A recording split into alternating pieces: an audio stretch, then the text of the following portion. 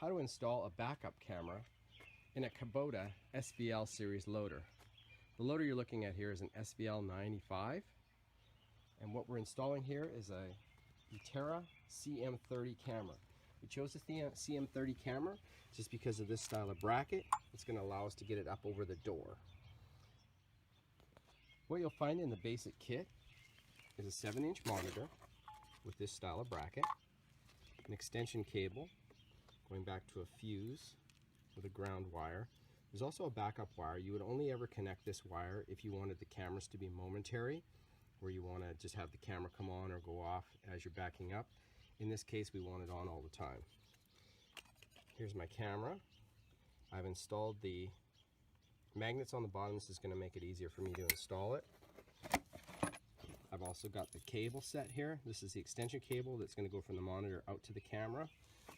And then I have a sun visor hood here. You don't always need that. In some cases you might want to have it, but you won't always use that.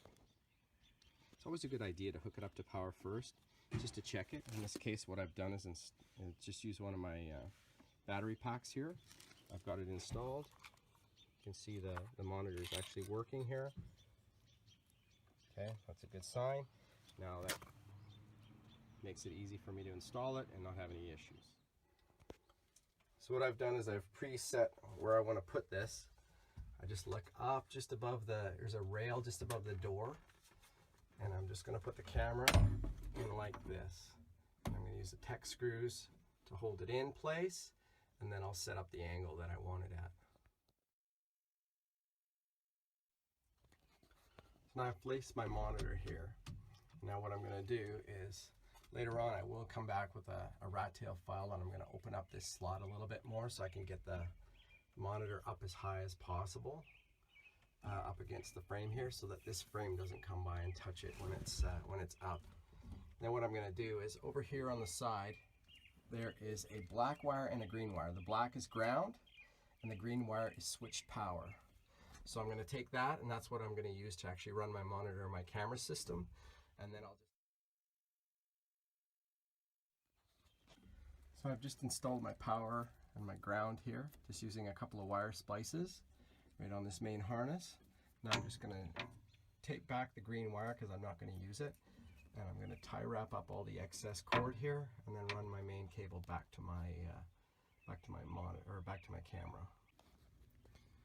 I've tucked my wires all neat and tidy up inside here. There's actually a track that runs along here for wiring. So I took all the excess wire and put it up inside here and slipped a couple of tie wraps through just to hold it up in place.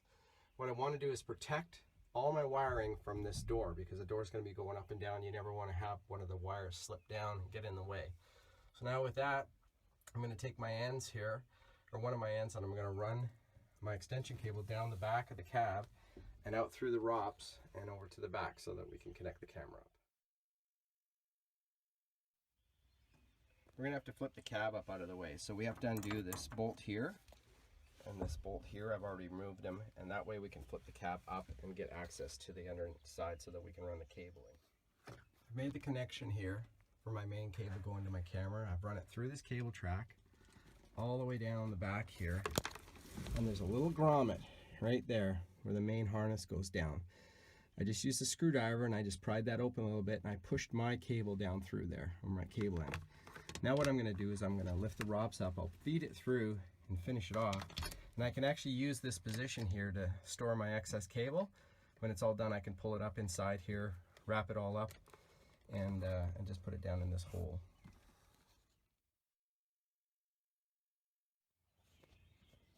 Got my cab open here, and as you can see, here's where the cables come through the grommet.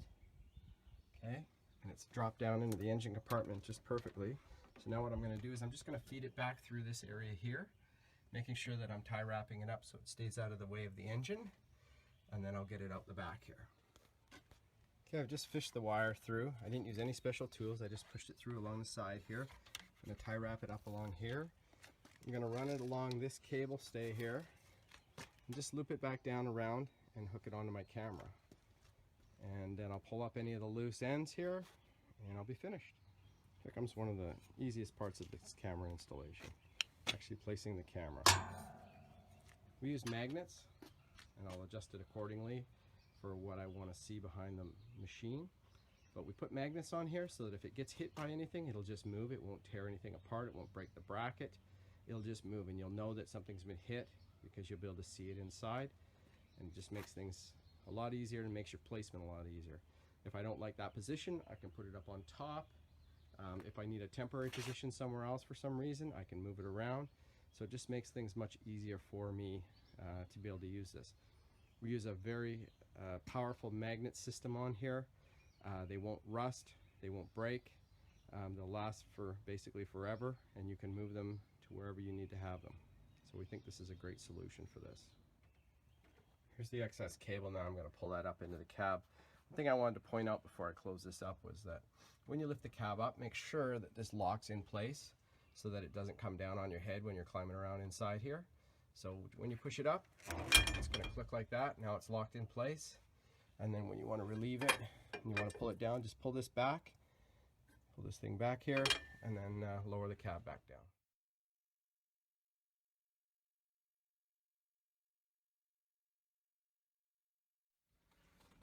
With the monitor installed, what I've done here now is I've loosened it back off again and slid everything down. That way I can get the monitor as close to the edge of the door frame as possible. Then I used a rat tail file in here, filed it out a little bit so I could get a little bit more height out of this part of the bracket. This is all adjustment stuff that you have to do just simply because this is such a tight installation. And I want to get the angle as steep as I possibly can here so that I can see it without having to bar in too much of my visibility. And also have it so that when I flip the door up, the door doesn't hit it.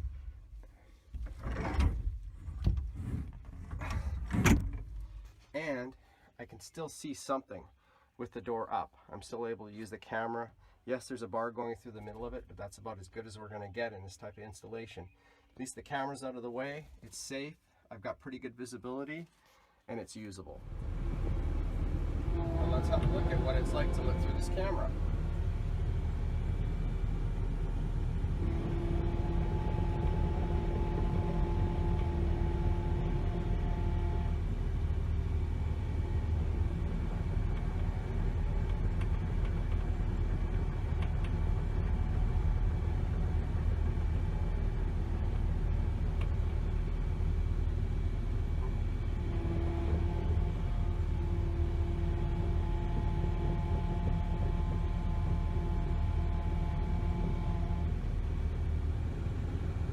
Pretty good.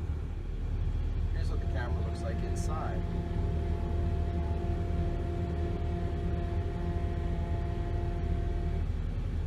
It's actually supplying its own infrared light.